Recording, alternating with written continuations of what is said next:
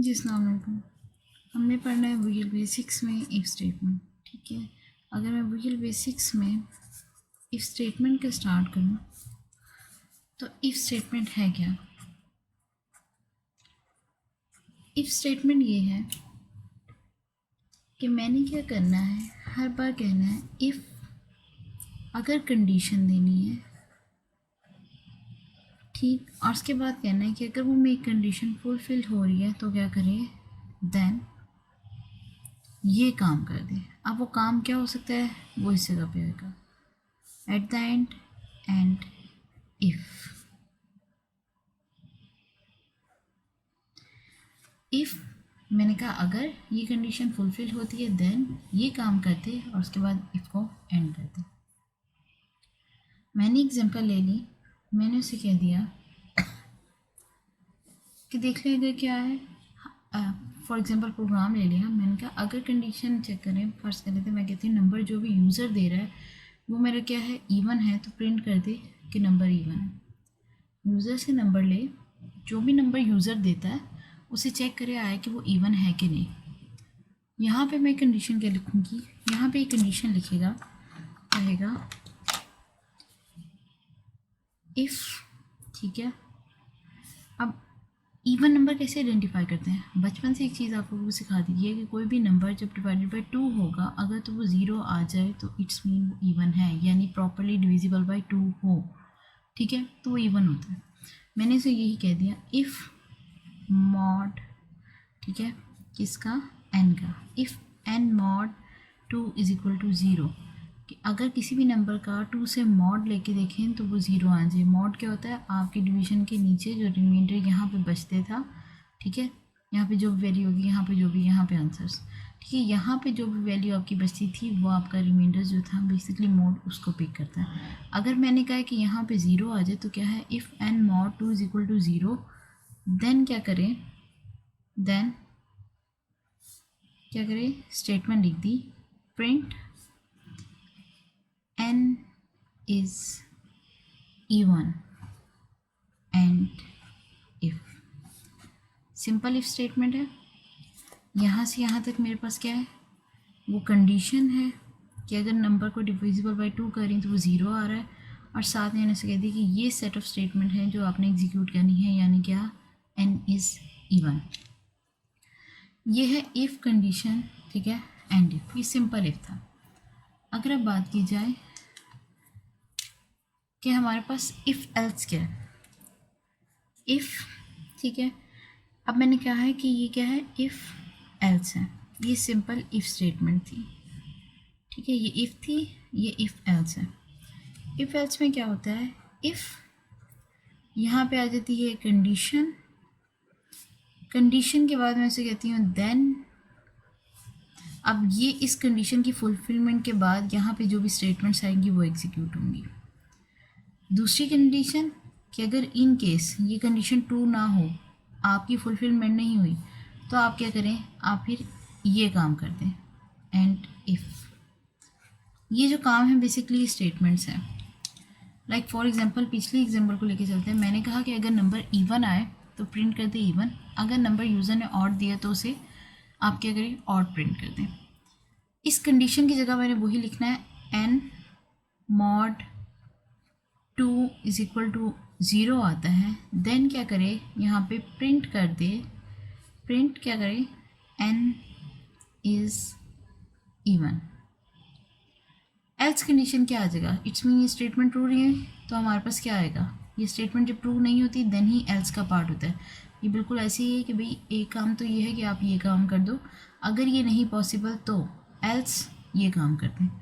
अब ये क्या था, प्रिंट n इज़ ऑड। तो इफ़ एल्स क्या है कि मैंने इफ़ की यहाँ पे कंडीशन डाली, देन कंडीशन एग्जीक्यूट, एल्स करने के बाद चीज़ यहाँ पे एंड कर दी। ये है मेरी if then if else condition. अब इसके बाद एक और आ जाती है,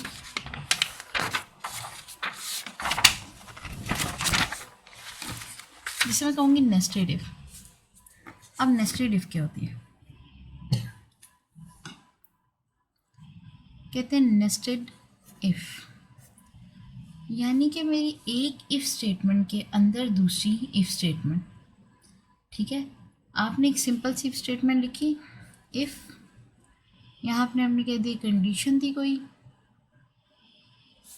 यहाँ पे देन कीवर्ड, आपने कहा था कि यहाँ पे क्या थी हमारी, मोस्टली क्या थी, एक कंडीशन आ थी, ठीक है। यहाँ पे आता था एल्स, फिर यहाँ पे कंडीशन आती थी, एंड पे क्या होता था, एंड इफ़। अब यहाँ पे जहाँ पे एक स्टेटमेंट आनी थी, यहाँ पे क्या होगा, इंटरनली भी एक इफ कंडीशन एग्जिस्ट कर रही होगी, ठीक है। देन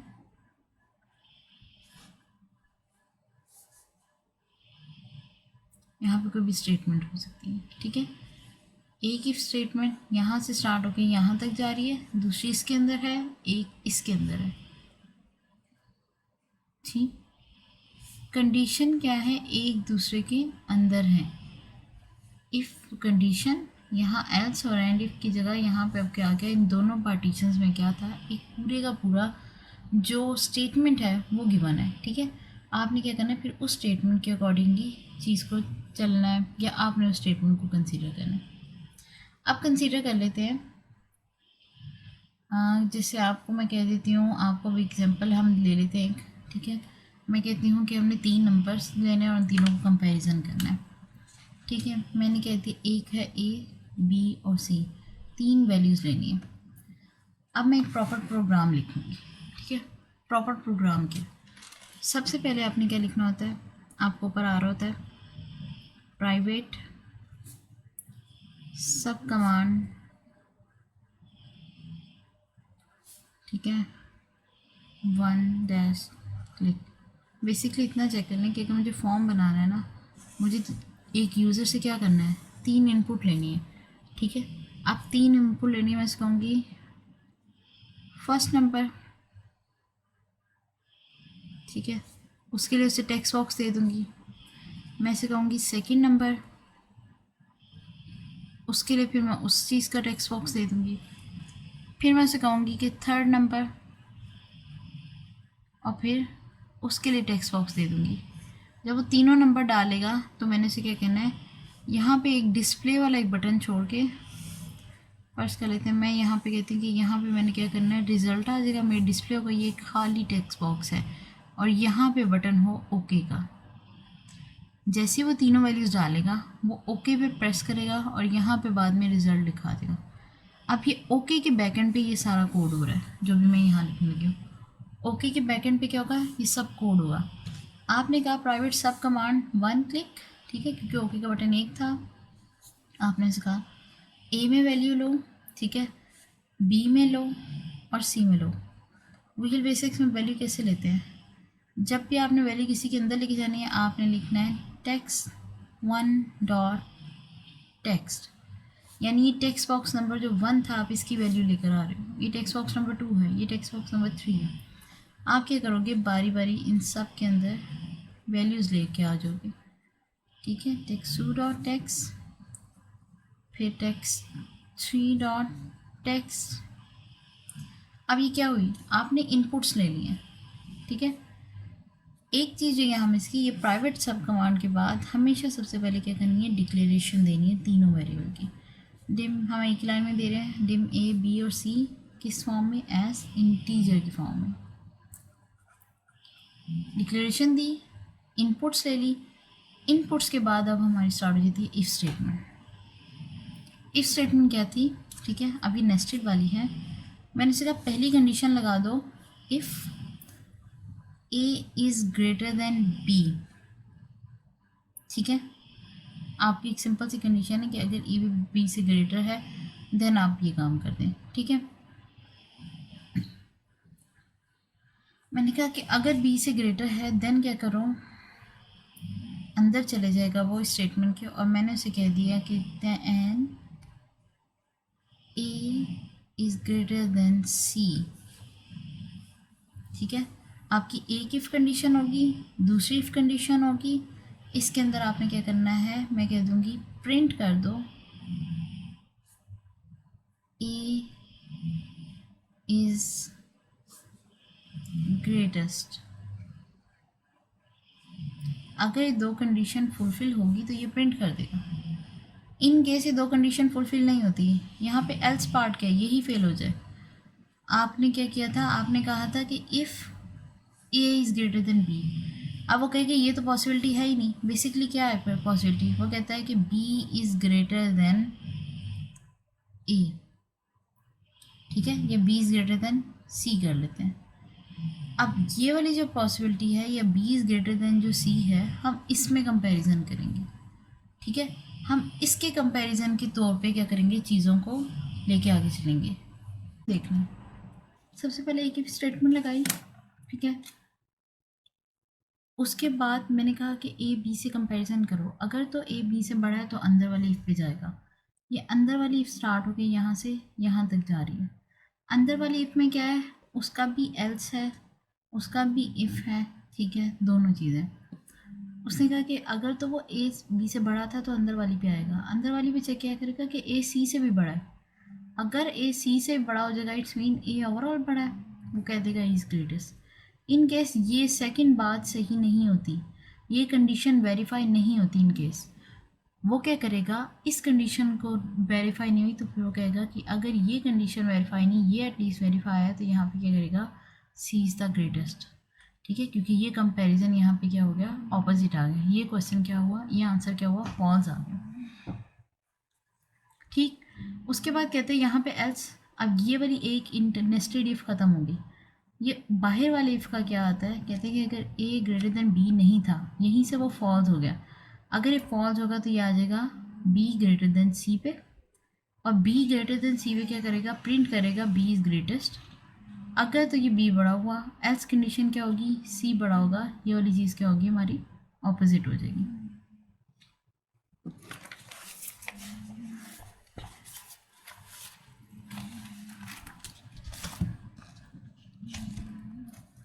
यहाँ पे फ्लो चार्ट बना के देख लेते हैं। ठीक है, फ्लो चार्ट में कह दिया, मैंने कंडीशन डाल दी है पहली।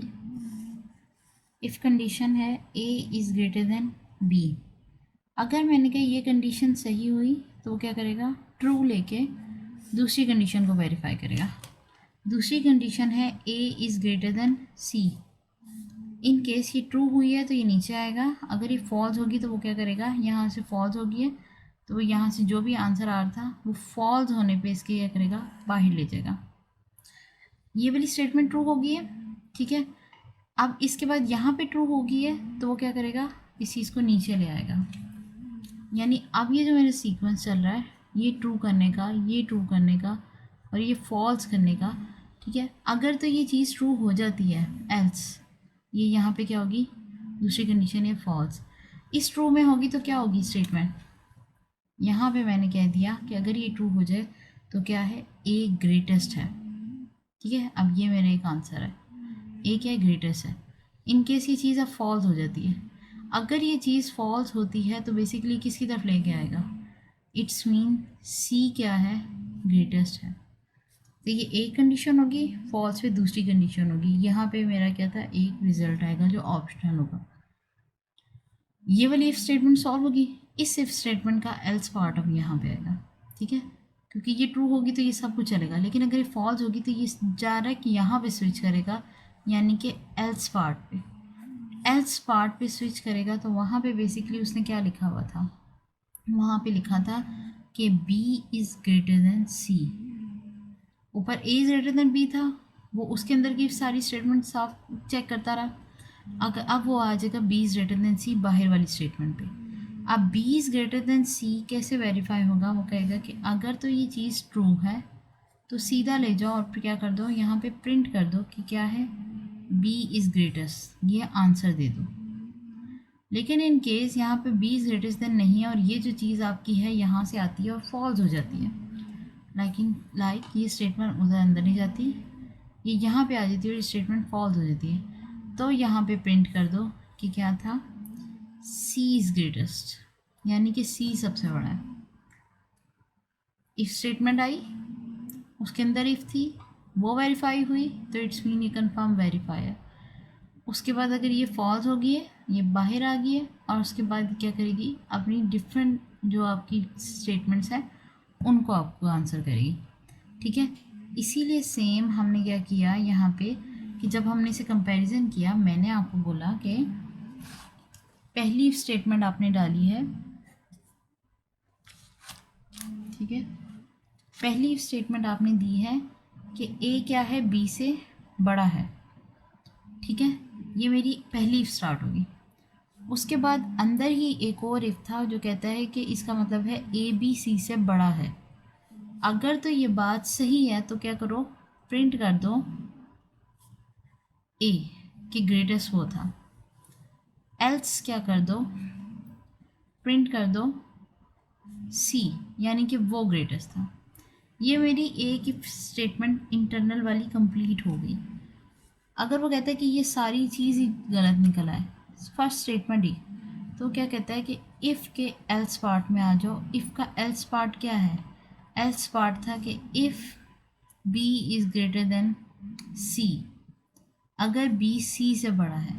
अगर बी यहाँ पे सी से बड़ा हुआ तो क्या होगा, वो प्रिंट करेगा कि बी इज़ ग्रेटेस्ट, ठीक है। यहाँ पे क्या प्रिंट करेगा, बी, क्योंकि वो उस टाइम पे क्या होगा, ग्रेटेस्ट होगा। अब यहाँ पे अंदर वाली इफ़ की एल्स स्टेटमेंट क्या है, कहता है कि ये वाली स्टेटमेंट तो होगी, ठीक है, बी ग्रेटेस्ट है। इन केस ये वाली चीज़ गड़बड़ हो जाए, यहाँ पे फॉल्स आ जाए, तो इस फॉल्स को ऐसे करना है, आप क्या कहेंगे, प्रिंट सी, ठीक है। बारी बारी क्या हुआ, आपने सारे नंबर्स को कंपैरिजन किया, एट द एंड रिजल्ट आपको क्या हुआ, 3 नंबर मिल गए।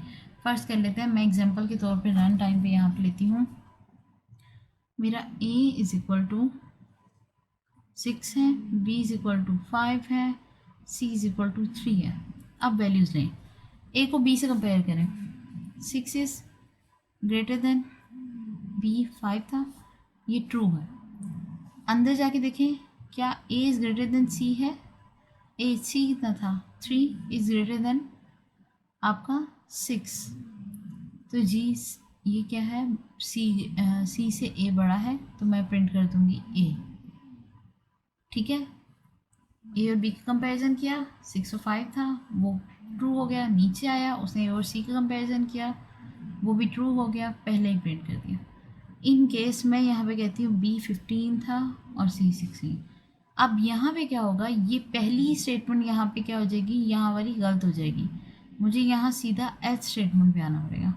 एल्स में था, वो कहेगा बी सी से बड़ा है, जी बड़ा है, ठीक है, तो इट्स मीन ये वाली जो स्टेटमेंट है वो वेरीफाइड होगी, ठीक है। यहाँ तो कोई क्वेश्चन तो पूछ लीजिएगा। ये थी इफ़ स्टेटमेंट। इफ़ स्टेटमेंट के बाद इफ़ देन स्टेटमेंट, और फिर क्या थी आपकी नेस्टेड इफ़ स्टेटमेंट्स।